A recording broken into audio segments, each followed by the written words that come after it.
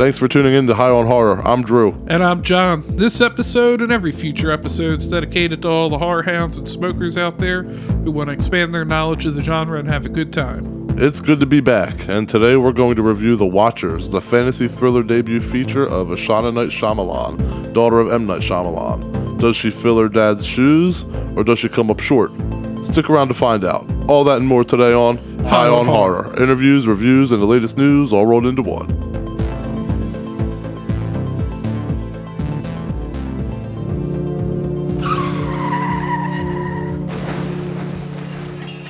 As per usual, we're going to start off this episode by smoking and talking current events. If you heard that choo-choo, you know what time it is.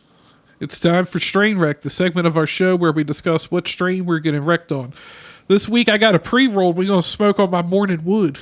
That's what it's called, morning wood? Morning wood.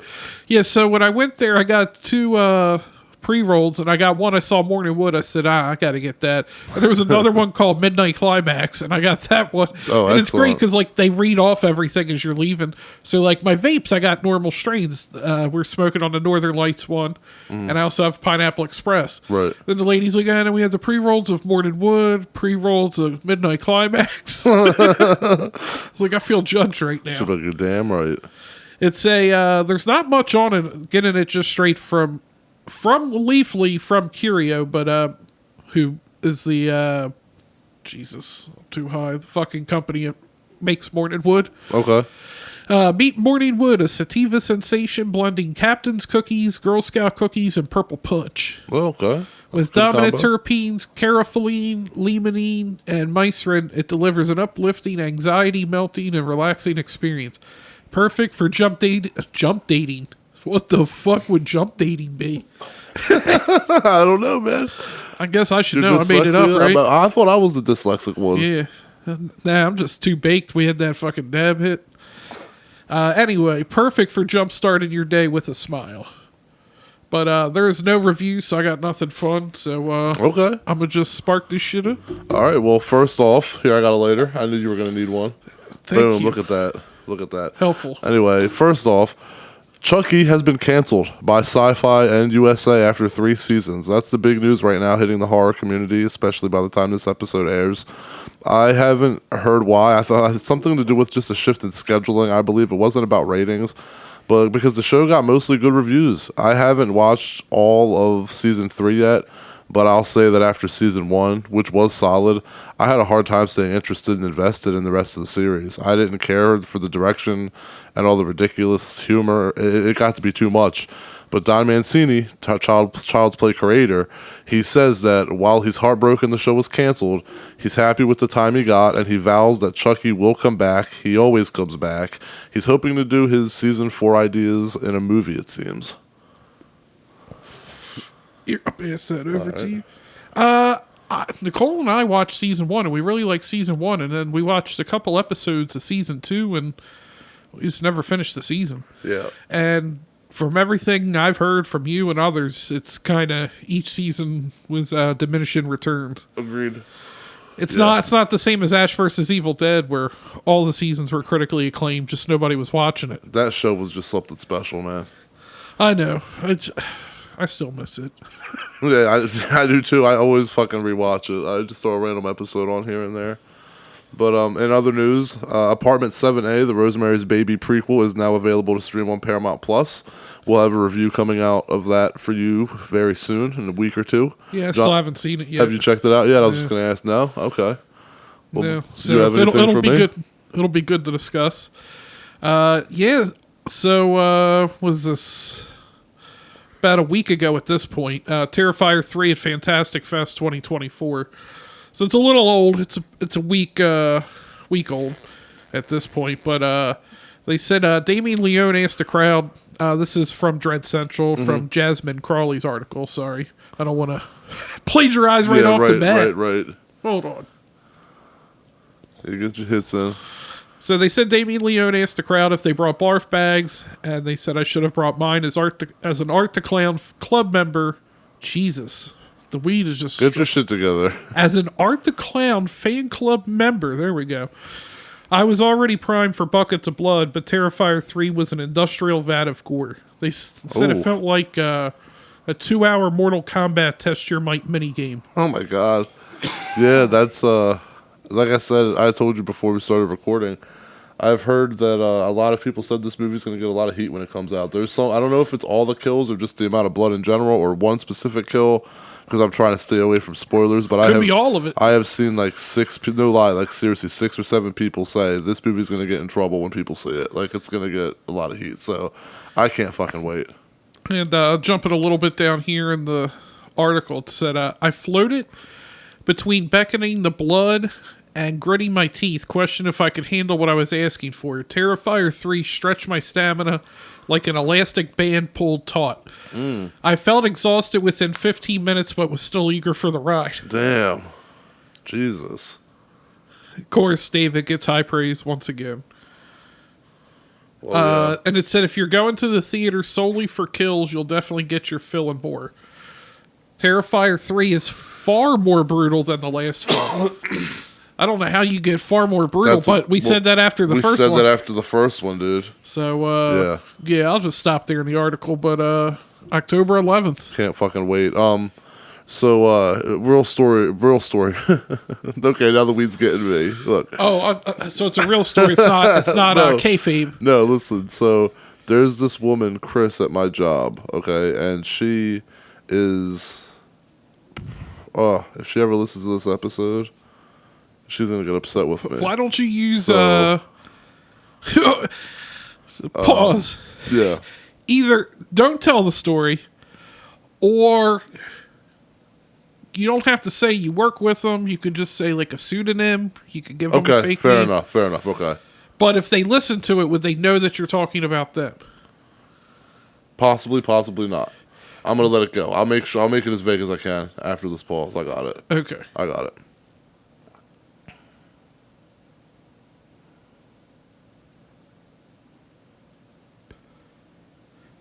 All right, funny story real quick while we're talking about this before we move into the Watchers. Someone that I know who's older in age, they decided, and when I say older in age, I mean they're about to die. No, not that old. No, I just mean they're probably in their late 50s, late 60s, and they watched Terrifier 2 because I suggested the first Terrifier and the second one was for them. They actually watched the first one, and I thought they were fucking with me. I was like, I'm not going to name this person because I don't want to offend them by saying how old they were. But, you kind of said how old they were. But I'm not saying their name, you know what I mean? But this person came in and actually said they watched the first one, and I thought they were fucking with me. I was like, what are you talking about? And I started questioning them about the movie, and they were answering my questions. Like, they watched it, talking about the Saw scene and shit. So then I was like, all right, well, now you gotta watch 2. Well, it's been about 2 weeks past, and then I see them again, and they're like, hey, I watched Terrifier 2, and I was like, no shit, did you really? And they get to go, holy shit, that was one, right? And my point in all this was that they liked the movie. They thought it was absolutely brutal, so that they had to look away at parts. But the thing that made me laugh was that they summed up the Terrifier movies so perfectly with this. I said, did you like it though? What'd you think? And they said, yeah, but like, part of me was like, why am I watching this? And I was like, you know what? I was like, I can't even deny, like, that's the perfect way to like explain like the Terrifier movies. Like, why am I watching this? I don't know, but I'm gonna keep watching it. But I don't know. I feel like 2 especially. Yeah. I feel like 2, I was just like, why am I still watching? And then like, this is pretty bad. Yeah. The question is, you know how people are like, oh, I wish I could re-experience this, watching this scene or this movie for the first time. Would you really want to re-experience the bedroom scene again? Like, my God, I'm good. The whole time, just watching, I was just like, oh wow, that was pretty fucked, dude. Oh man, yeah. I still remember the first time I watched it. I remember because we got a screener for it, and I remember the first time I watched it, I was watching it with Sam. You had watched it on your own without me, and I remember. We didn't talk about it. So, like, you didn't know my opinion. I didn't know your opinion. But we purposely didn't talk about it at all. When I watched the bedroom scene, I'm telling you, I remember, and I probably said this in my review for it. I remember my wife and I are big gore. You know, my wife, she likes the gory shit. She's all about, like, yeah, let's watch a Serbian film and Human Centipede 2, like the Salo. That shit doesn't bother her. So she's all for Terrifier. She won't watch Pennywise, but she's like, yeah, let's watch Terrifier. Well, anyway, we watched the bedroom scene, and I remember, like, we were just dead quiet. There was nothing. We were just, like, dead quiet, and then it just ended. Like, 2 minutes after it ended, the mom comes in and then goes upstairs, and Art's still on the bed, cutting Allie up, and then she comes alive and, Mom, and says Mom, and you realize she's still alive. I just remember that was the first time we broke our silence, and I just went, Jesus fucking Christ. Like, is this over already? So, yeah, definitely can make you feel exhausted. Oh, sorry for the Terrifier rant. Yeah. We love Terrifier, in case you can't tell. If you can't not tell. Well, let's get to the point of today's episode finally and review The Watchers. All right, The Watchers is a 2024 American supernatural horror film that serves as a directorial debut of Ishana Night Shyamalan, both written and directed by her. The film is produced by her father, acclaimed filmmaker M. Night Shyamalan. It's based on A.M. Shine's 2021 novel, bringing its atmospheric tale to life onto the big screen.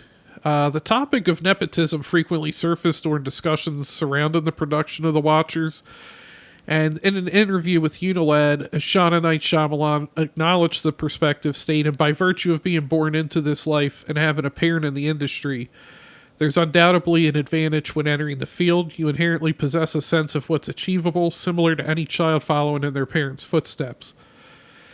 She emphasized the discourse around privilege is totally valid and highlighted the significance of how individuals reach to that privilege and the standards they set for themselves. Filmmaking's not an easy endeavor by any means. Hopefully the results will speak for themselves, she remarked.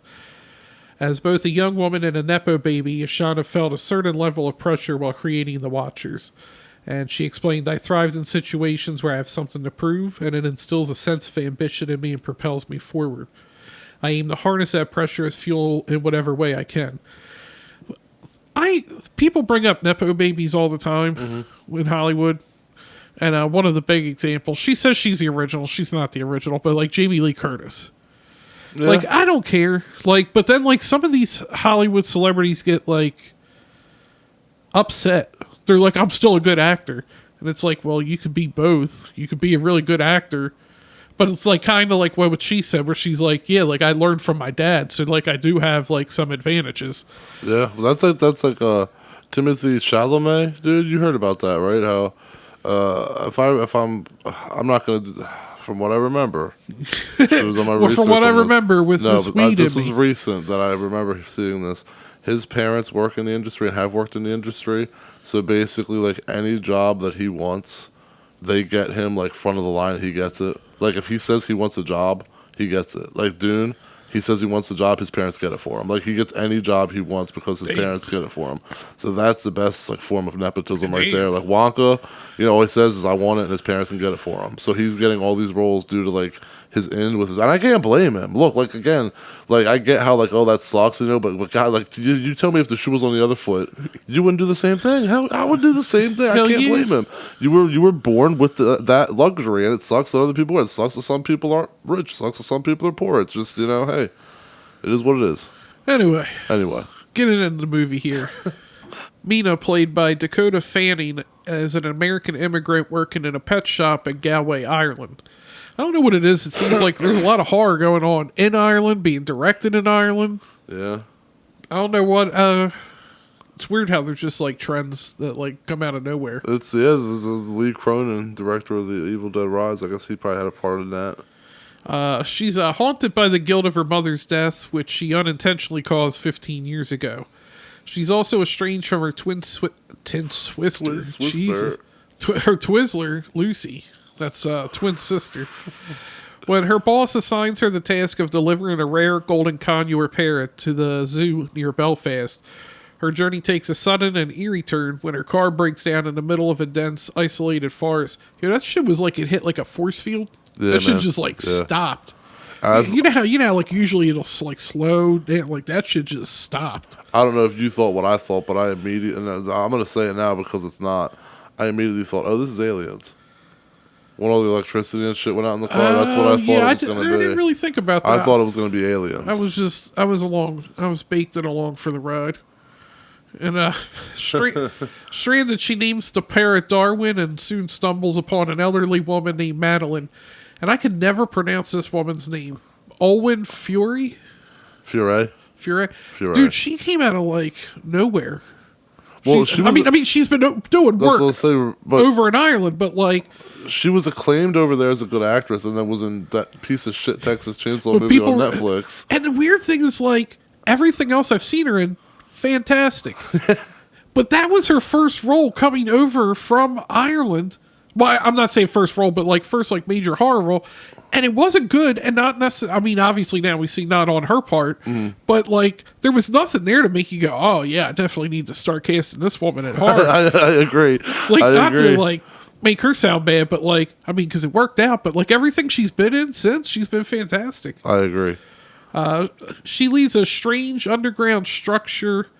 It's like a little community down there now. Yeah. They ominously refer to it as the Coop.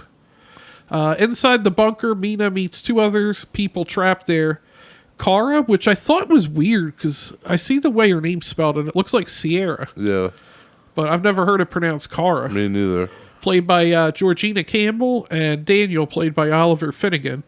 Madeline explains that they're being observed by mysterious unseen entities known as the Watchers, who watch them from behind a mirrored window every night. These beings are dangerous, and Madeline lays out the strict rules for survival. Anyone caught outside after dark will be killed by the Watchers. And during daylight hours, the burrows, underground tunnels where the creatures hide, are strictly off limits. Yeah, it kind of almost like was when they introduced her, like they were literally putting on a TV show. Yeah, agreed. Yeah, that was what I thought as well. I'm saying agreed a lot. This week's got me saying agreed. I'm just agreed. Come on, agree. Bro. Disagree. Change it up. Anyway, the group has been stranded in this forsaken forest for months. Cara's husband, John, played by Alistair Brammer, recently ventured out of the coop and hasn't returned. Despite warnings, Daniel convinces Mina to explore one of the burrows, where she uncovers a strange discarded objects. She got a camcorder. She got a fucking bike. Yeah, right? Who the fuck's riding... As you get later in the movie, I'm just going to say, who the fuck was riding the bike? It just don't add up. I mean, you just I just thought about this. You're just, like, saying what everybody's thinking. You know what I mean? That's just, yeah. However, they narrowly escape an encounter with the Watcher. That night, someone claiming to be John appears at the coop, but Madeline refuses to let him in when this so-called John fails to convince Cara of his identity. He's violently pulled away by the Watchers. The creatures crack the coop's mirror in retaliation, and Madeline Hurley returns the items Mina and Daniel took to the burrow. So whatever's down there can be riding its bike again. I was in the middle of thinking of baby, dude. Got me. That was good. But nah, for reals though, she's really hoping that it appeases those creatures down there. And as winter sets, Jesus, you died. As winter sets in, tensions among the group escalate. One night, Daniel locks Mina and Madeline outside the coop. Yo, I'd have swung on him when I came back in. Beat the fucking shit out of that dude. You motherfucker opened this goddamn door. This ain't fucking funny. I'm talking, I would have ground and pounded that motherfucker. They hid in the shots. I don't know how they were not seen in the forest, because they went and like hid like under like all these branches. I know, they came close though. That was close. And was there something dead? Because it was too dark, and I heard her say, "Oh, that's been here a while, so maybe the smell will mask us." Was there something dead, or was it just like the vegetation? Like, I don't know. Maybe I wish that you would have asked me that like a week ago when I watched it. Dude. I really do. Man. I don't remember. Dude, because like I don't know. It was maybe it was too dark on the screen I was watching on, but I couldn't really see anything. But I thought at one point, I at first went, "Oh shit," because I didn't think they were looking at the glass. I thought they all knew she was there, and they were all turning and looking at that. Yeah, yeah. And I was like, "Oh, never mind." Anyway, so Daniel locked Mina and Madeline outside the coop, so they had to go hide in the forest, and then they come face to face with the Watchers, mimicking the coop's residents. The pair barely escape the wrath of these dangerous motherfuckers because Madeline finally reveals the truth that the Watchers are simply not predators. They're shape-shifting fairies learning how to imitate human behavior. Which, I didn't know too much on fairies coming into this. The only one I could think of was, like, Tinkerbell. Yeah, I never really considered fairies to really be, like, scary. So it was interesting seeing them be, like, predators like this because it was kind of, I don't know, just... But they also look like they were from Signs. Yeah. I'm thinking of that, right? Yeah, Signs. Yeah, correct, yeah. Them creatures kind of look kind of similar. You don't think so? No, I said yeah, I agree. Oh, okay. Yeah. I'll say agree again. Agreed. Agreed. The situation grows even more desperate when the Watchers launch a full-scale attack on the coop. The group is forced to flee through a hidden door that leads them to an underground study. How the fuck did you not know that was there? Seriously, the whole time. I was like, come on, you've been there forever. That's my thing. You never moved that rug? I'm a neat freak. So, and all the time that they were there, I would have gotten bored. I'd have gotten bored enough that I would have cleaned that place up as little as there was in there, and I would have fucking seen that immediately. Yeah, and like your boy would have dipped it wasn't out. even like a full carpet rug. It's just a throw rug. I know. I would have tripped over the rug at some point. And like, come on. Yeah, seriously. Somebody would have fucking tripped over a corner of that rug. Yeah, so like they're in like a bunker now, and Mina discovers video diaries from Professor Rory Kilmartin, played by John Lynch. He was the man who originally built the coop to study the creatures. In the recordings, Kilmartin describes how he captured one of the Watchers and formed a strange bond with it. His final video shows him preparing to destroy the creature and take his own life. He was there for 300 days. Yeah, he was there a fucking year. Dude, see, like, after we watched... Well, I guess they try to escape, but I would have probably watched all those videos. Yeah, me too. But that is probably a lot. 300 videos to get through a video a day, couple minutes. Yeah, you gotta be kind of busy. I would have just busted. I would have marathon. I would have done like 5 a day. Just fucking roll one. Just go through day one through 100 real quick. Exactly. A blunt for every 100. I'm down. That sounds fine.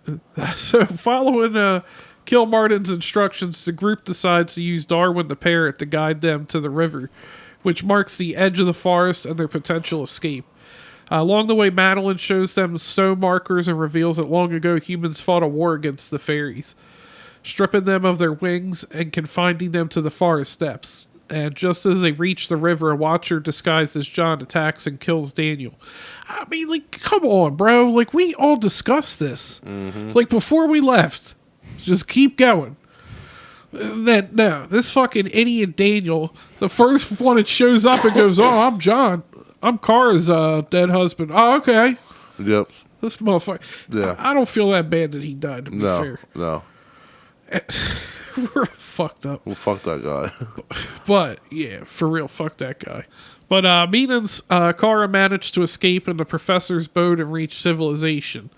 Determined to destroy Kilmartin's research, Mina heads to his university where she uncovers a hidden history of harmony between humans and fairies.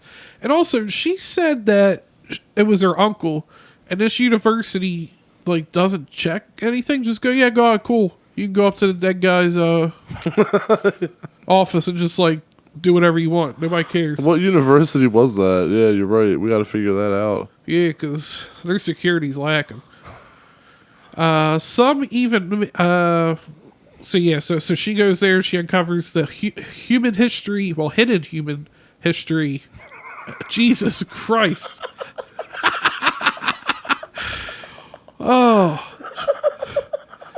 That was rough. I'm good. She gets the books. She uncovers the hidden history of harmony between humans and fairies. There's too many H's in that, bro.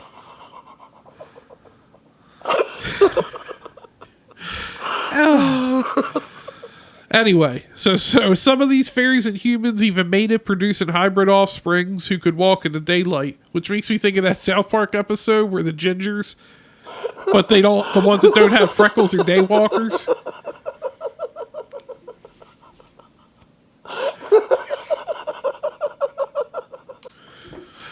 When Mina visits Kara's house, she reveals that the real Madeline had died years ago from lung cancer, meaning that the Madeline they knew was actually the Watcher Kilmartin had captured. In a final twist, Kara is revealed to have been replaced by Madeline, who attacks Mina. Madeline confesses that she was shunned by her fellow Watchers for her ability to survive in the daylight, and now plans to kill Mina and take her place. Like, my question is, like, does she just wear her skin? or she just get to transform and just This just transforms. I didn't really. Yeah, that was my thought. Was just a transformation. Because like she started like cutting her arms, so I was like, is she trying to wear her skin too? Maybe like absorb her blood or something. Yeah. Anyway, copy your DNA. I don't know. Fucking weirdo. However, Mina persuades Madeline to let go of her hatred for humans, pointing out that she may not be the only one of her kind.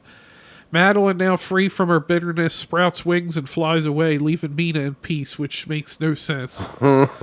In the end, Mina reconciles with Lucy, who is now a mother of two, and adopts Darwin as her pet.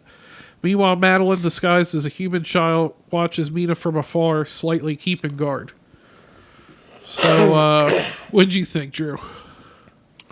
All right, well, first off, I want to say that The Watchers is beautifully shot.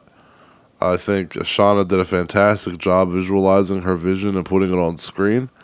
The movie looks like $1 million. Ishana actually said that she loves rich mythology and world building that goes from grounded to surreal, which this movie does. I was heavily invested for about an hour.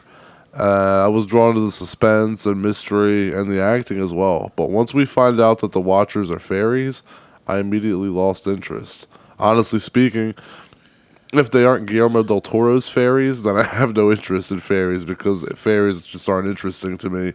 Even if you add all the cool mythology and plot twists, it doesn't do anything for me. Apparently, Ishana wrote around 30 different drafts of this script, by the way. Jeez. I found the plot to be predictable because once you uncover the mystery and then the movie just kind of keeps going and lingering on for a bit, I started to wonder, okay, clearly this isn't over yet. And if Ishana's anything like her dad, there's going to be a twist. So I slowly started to pick apart what was going on, and I found it a little predictable. It's that movie that had a good start, an idea behind it, but came in with that lackluster finish. I couldn't wait for the movie to end. It's not scary. It leaves very little for me to want to talk about after seeing it. I'm deeming this one a one-time watch. I don't expect myself to see this again. But beware, the movie, as you had mentioned earlier, is based by the book by A.M. Shine, and there is a sequel to the book called Stay in the Light. With the movie's poor reviews and performance, I doubt we'll get a follow-up, but Hollywood is like wrestling. Never say never. I give this a 5 out of 10, and here's a knowledge nug. The interior coupe that our cast is in, with the big mirror, that was built on a soundstage. Wow. Whereas the exterior was actually built in the woods. All right, John, what's your thoughts on The Watchers? Yeah, so I thought the set design, it's when he brought that up, the set design on the film I thought was amazing. The coupe and the giant window looked amazing. The bunker looked amazing. I want to climb down in there and just like spark it up. I was thinking just hotbox the shit out of it. Yeah, just like hide from the wife and kids. Let the fairies in. She's like, come get some of this. You'll feel better. Hide from the wife and kids. I just heard. I caught that one. We were just talking about how I missed some of your jokes.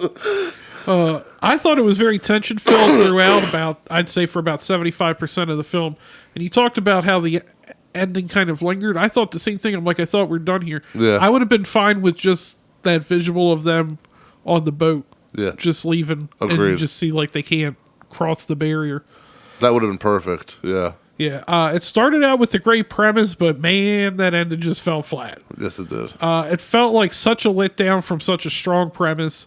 I was really digging it, and it had Georgina Campbell in it, so I'll watch it just for that. and I just thought something stronger could have been done with the ending. This isn't bad for a first outing, but if Ishana's going to succeed, she'll have to branch out and not look like she's doing the same thing her dad did. Yeah. That said, I'd be interested to see another film from her. I'd give it a 6.8 out of 10. Okay. Well, let me put it to you this way. The story was really, really good. Like, I wanted to give it an 8. And then that ending just, like, drug it down. Well, so you liked it more than me, but here's my thing. Take the same movie, but instead of fairies. Again, here's the thing. It's hard because I've always been the type of critic. I like to judge a movie for what's there, not what could have been or should have been. Throwing my own ideas of like, some people will be like, oh, this should have happened and that should have happened. I'm like, I'm not going to do that. Like, no, I have to judge it for what it is. But in this scenario, if you took the same movie and removed the fairies and made it werewolves, they're fucking amazing. Just the fairy element just really pulled me out of it.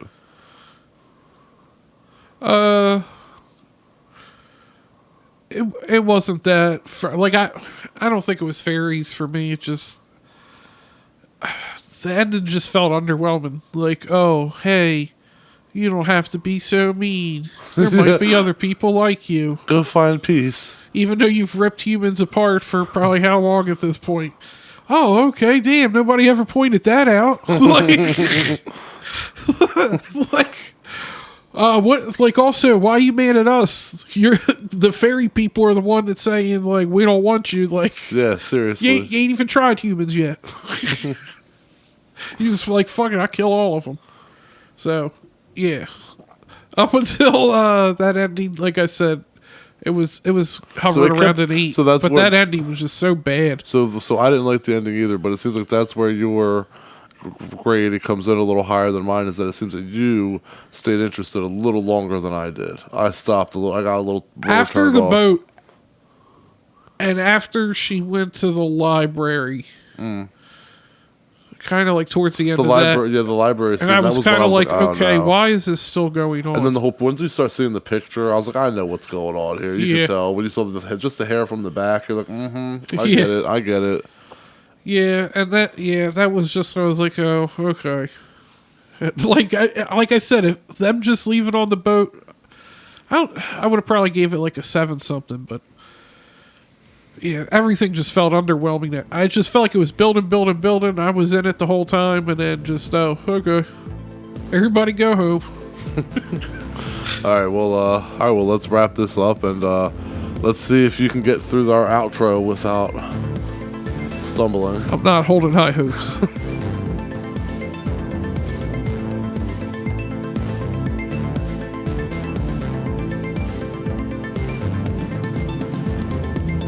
Thanks to all the horror hounds and smokers out there for tuning in. If you somehow liked what you heard today, like and subscribe helps us out a lot.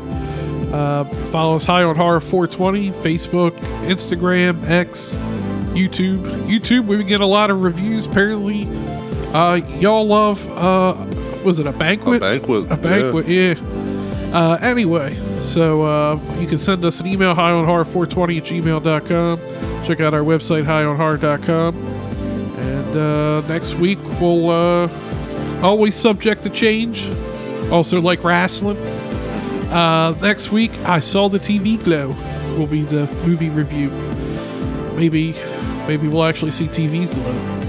If maybe we smoke some more of this, maybe. So, that was a dumb dad joke. You're telling dad jokes now. Your kid is 13 months old now, right? So, I mean, yeah, dad jokes. How about wrap her up?